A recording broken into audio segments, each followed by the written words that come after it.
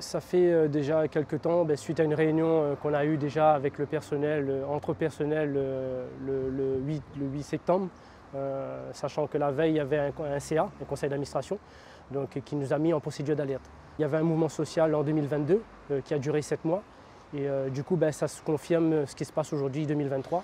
Donc la situation est très grave, donc dysfonctionnement, management au niveau de la direction. Donc aujourd'hui, on a un ensemble du personnel qui ne veulent plus travailler avec le directeur général et on veut que la décision soit prise.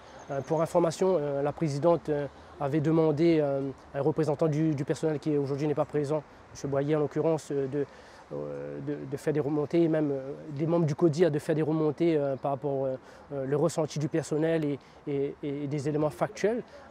Tout ceci a été remonté à la présidente avec des accusations quand même assez importantes au niveau de son management, sa façon de parler, voilà quoi, donc des pressions, etc., du harcèlement. Quand un directeur se permet de dire qu'il est Dieu, c'est lui qui décide, et quand pendant une réunion, il va couper des têtes, s'il faut couper des têtes, il va couper des têtes.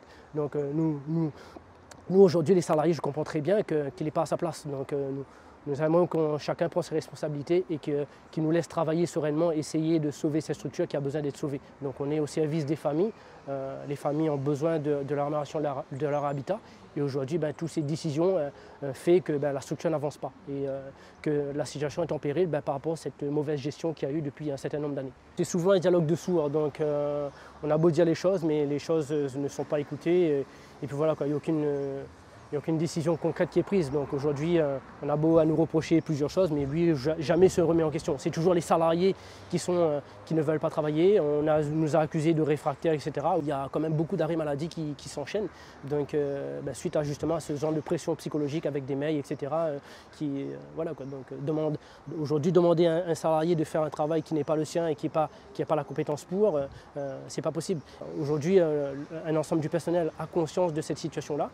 Malgré son départ, on ne sait pas si on va pouvoir sauver la structure, mais on est prêt à retrousser les manches pour essayer de sauver cette structure-là. Mais il faut que ce monsieur n'est plus notre directeur général.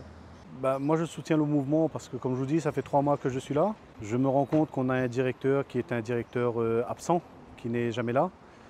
Sa gestion et son managing laissent quand même beaucoup à désirer.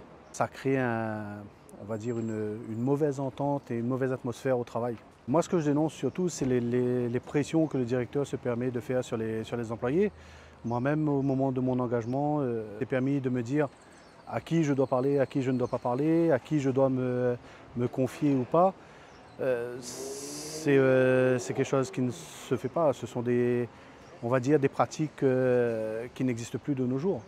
Chaque personne est libre de fréquenter, de parler et de dire ce qu'il veut à qui il veut. Beaucoup d'employés comme nous, de collègues, sont en arrêt maladie, on ne sait pas pourquoi. Voilà, il y a plein de choses qui font qu'aujourd'hui, oui, je parle devant une caméra. Nous, employés de Solia, nous sommes prêts à travailler, nous sommes prêts à continuer notre mission pour les familles qui sont dans le besoin. Mais pour ça, il faut qu'on ait les moyens, le matériel adéquat et surtout qu'on ait une direction à l'écoute et qui fait tout pour que les choses avancent, pour que les choses fonctionnent. Maintenant, si la direction ne peut pas le faire, changeons de direction.